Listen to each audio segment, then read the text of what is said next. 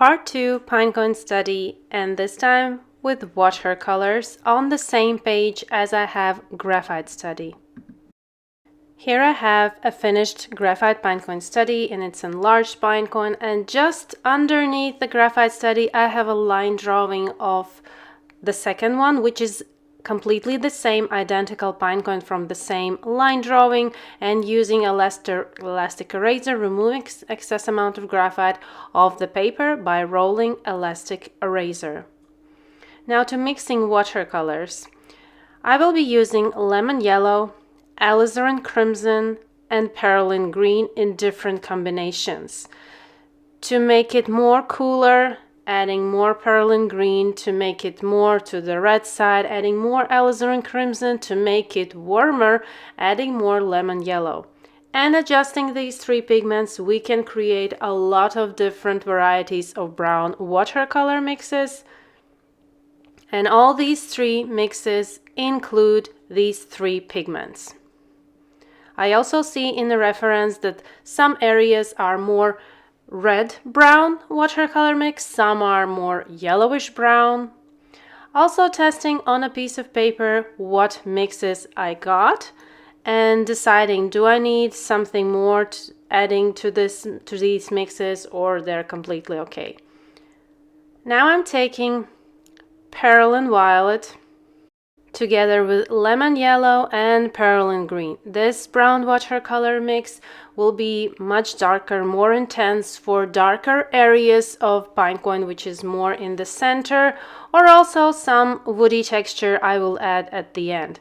Now I'm taking Indian yellow together with perylene violet, and this is quite different brown watercolor mix, which maybe I will be using during this painting session. Getting separately Indian yellow, alizarin crimson, and perylene green. Now we can start painting. Be sure that your water is clean after mixing watercolors. I'm taking round synthetic brush and applying water amount to the whole surface of the pinecone, the same as we did with graphite. I will be applying really transparent amount of watercolor mix using lemon yellow, alizarin crimson and perylene green to the whole surface. Even the lightest parts of this pinecone are not as light as paper, so I go freely with applying to the whole area of this pinecone.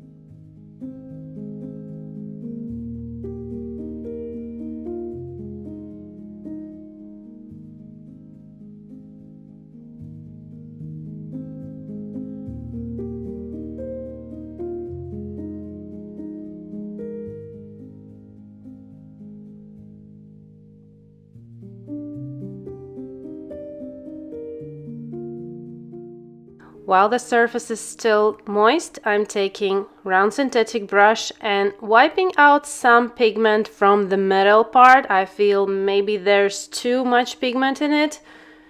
And also just applying paper towel to that specific area, it lifts out watercolors really easily because the layer is still moist. There's no puddles of water, but the touch, if you touch the paper, it's still moist, but you can easily remove pigment at this stage. Now I waited few minutes for the surface to get dry completely, and using finer tip brush, taking the same watercolor mix of lemon yellow, alizarin crimson, and perlin green, just a little bit darker than the previous one, and starting applying next layer of watercolors. The same as with graphite, I'm starting with the shadow area. Again, be really careful. I'm not outlining all the details of this Pinecone. Each section is separated with the shadow. This is really important to understand in realistic botanical painting. These outlines are not helping. I see them a lot. I see them in lots of beginners and not beginners that tend to outline petals, leaves to separate one from another. This is not helping, and this is not making something look natural and realistic, unless it is seen in the reference that there is this some kind of outline. And there are some flowers or leaves that have a beautiful darker line, but that happens quite rarely. The majority, we are separating with shadow. And even if a subject has a darker outline that is surely visible in the reference, this is just a part of color, a part of texture of the subject, but it's not how we are separating. Even those that have an outline, we are separating with shadow. Shadow is creating this illusion of three-dimensional appearance on the flat surface like paper. So here I'm taking each part of this Pinecone, apply shadow using fine tip brush. My surface underneath is completely dry, and my layers are transparent at this point. I apply shadow area in every detail separately.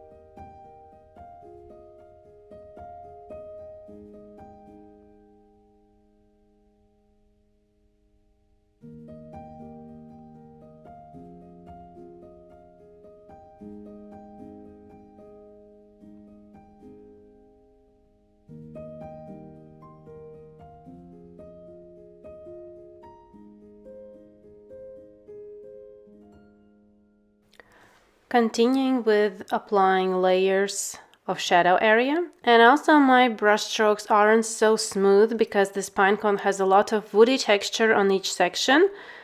And that's what I'm also recreating with different brush strokes, this texture. I'm not too concentrated on achieving 100 results as it is in the reference photo. I just apply different kind of brush strokes to recreate this texture so it visually looks like a woody texture.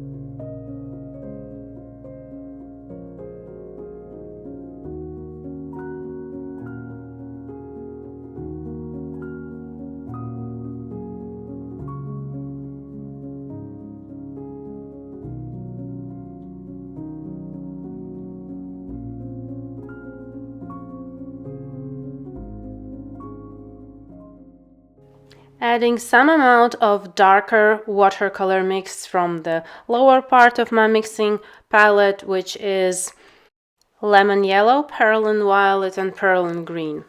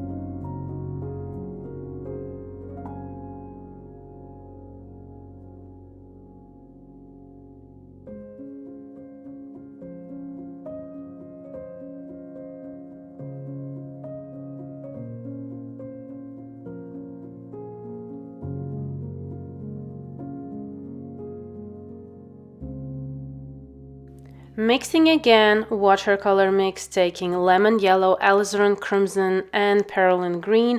And this pinecone is so rich with different kind of brown watercolors. So even if your watercolor mix will slightly differ from the previous one, the first one you mixed, you don't need to worry about that. Your pinecone will only look more richer if you will add slightly different brown color tones.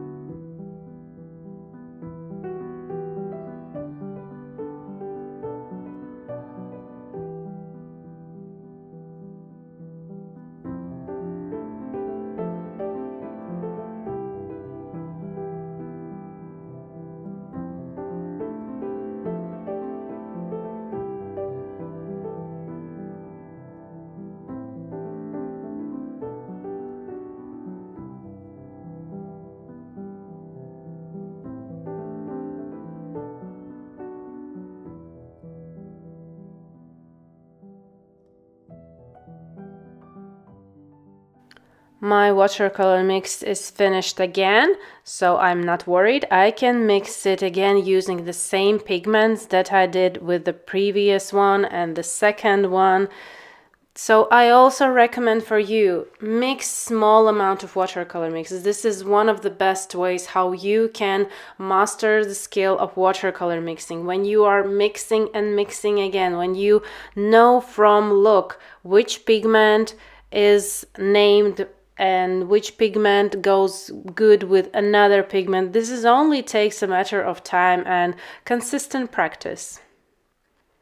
Painting further, applying shadow areas, separating each section of this pine cone, and slowly building layers to get more realistic result, to get this three-dimensional look, and separating them without any dark outlines.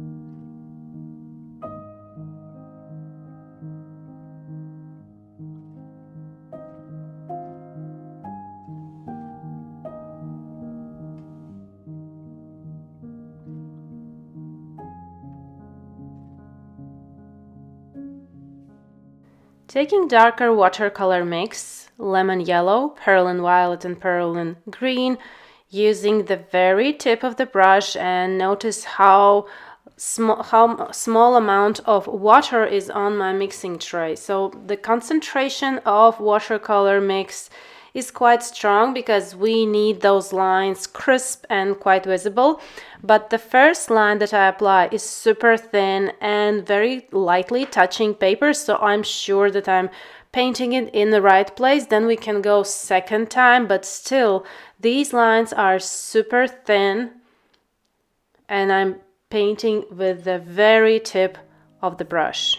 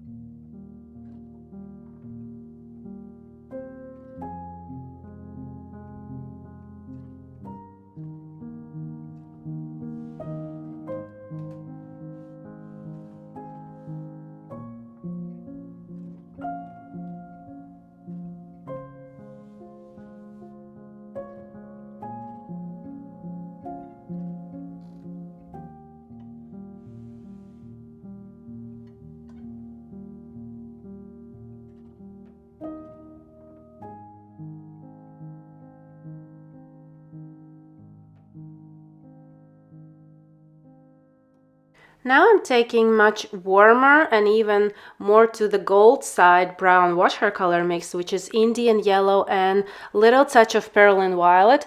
And I will add this watercolor mix to the shadow area because I feel this brown color tone, which is in the center, is richer and more yellow, and there are reds. So right now, again, transparently and lightly, we are still building layers gradually and transparently to get this richness and more natural look. closer to the center, I can even take the darker watercolor mix and already add some woody texture there. We can see, you can zoom in closer the center part and you will see how many little things are going on there. So a little touch of darker watercolor mix, which is lemon yellow, perylene violet, and perylene green, will do a good work where you need some maybe greater contrast.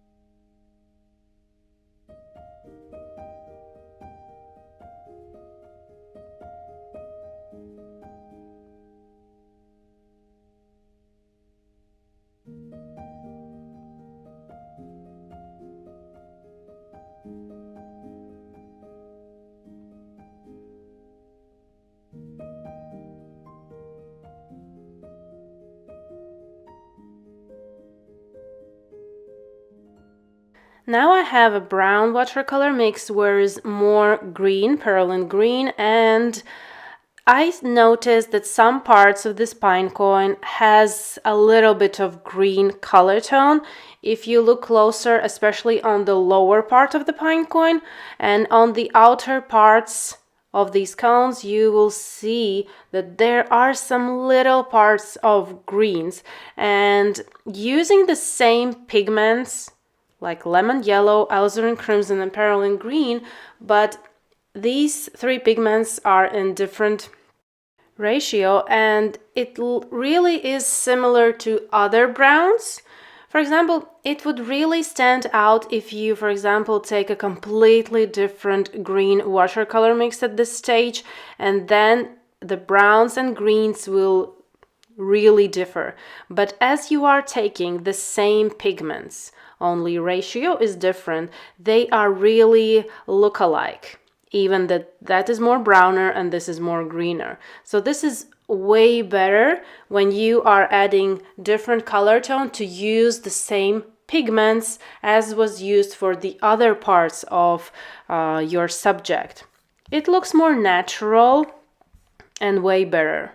If you try to add different pigments from different brands, it kind of can look a bit messy in your work. Lesser amount of pigments and using them in different ratios for watercolor mixes is way better and more natural, calmer for viewers' eyes.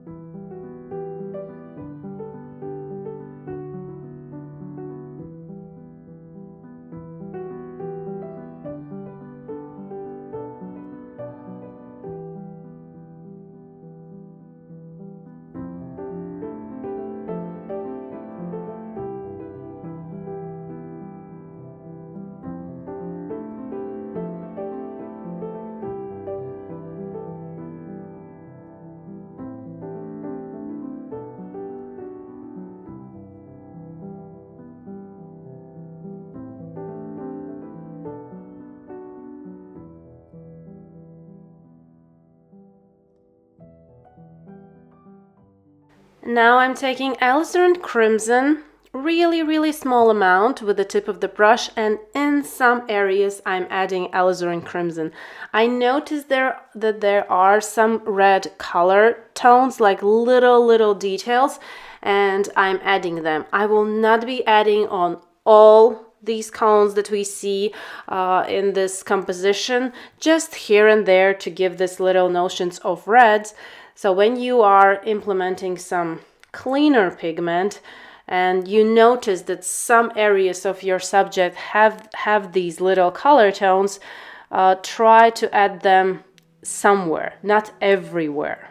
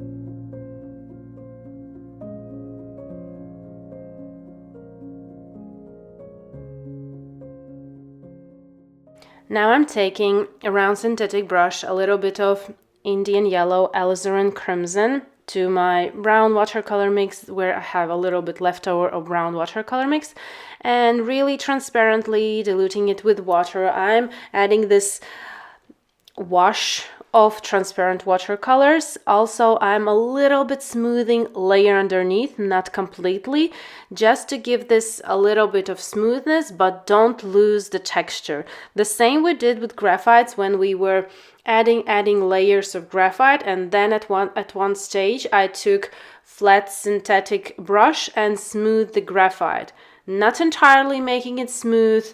Like for example, a paper blending stick would completely make it smooth, but we just need a little bit of smoothness.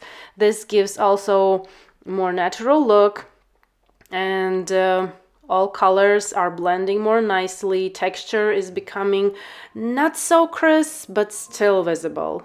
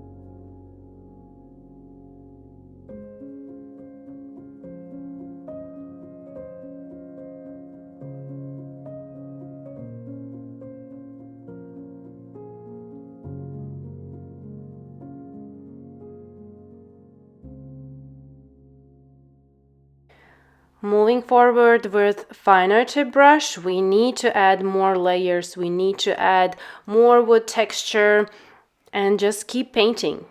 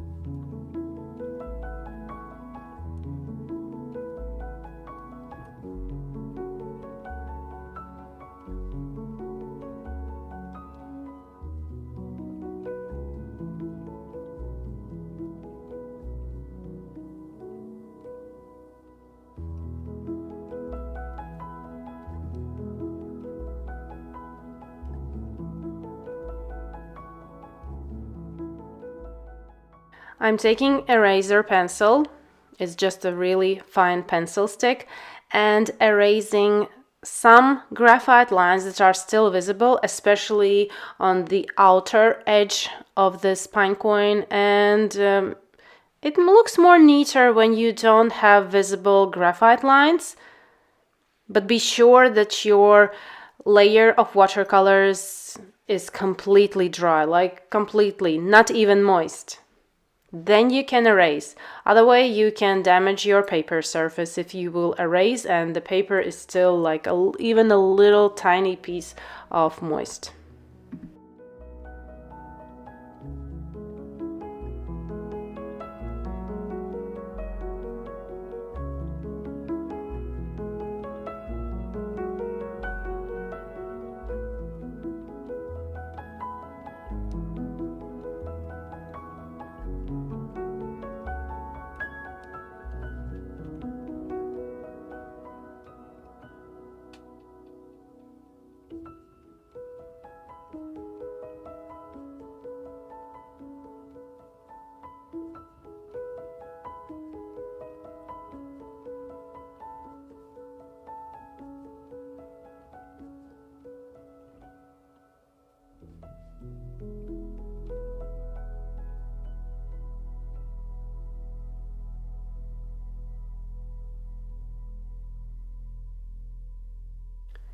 Now we have all tonal values in places, details, and it looks already quite realistic, and we have separated details, and now is the time that we can build on the contrast. Make it deeper, make it more saturated, use a little bit darker watercolor mix. Now I'm using the darkest watercolor mix on my palette, using finer tip brush, and I can see from the reference that I still need some layers of darkness to make it richer and even more realistic. So now is the time that everything looks finished, everything looks already fine. You can add contrast, you can add details, and push yourself even further.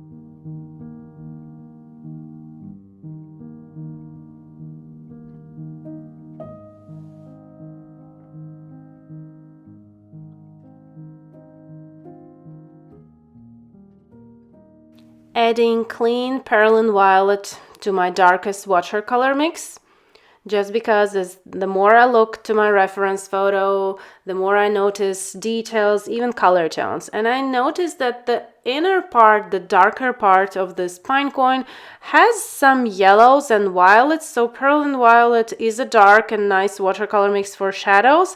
It has reds and violets, so this is a really nice pigment to use for the shadows. Again, when I'm adding something darker for the shadow, I'm not touching the lightest part, I'm adding it only in the shadow.